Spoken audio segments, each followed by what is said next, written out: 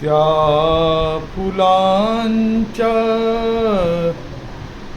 गंधकोशी सांग तू आहेस का? त्या फुलांच्या गंधकोशी सांग तू आहेस का? एका छोट्या मुलाला प्रश्न पडला,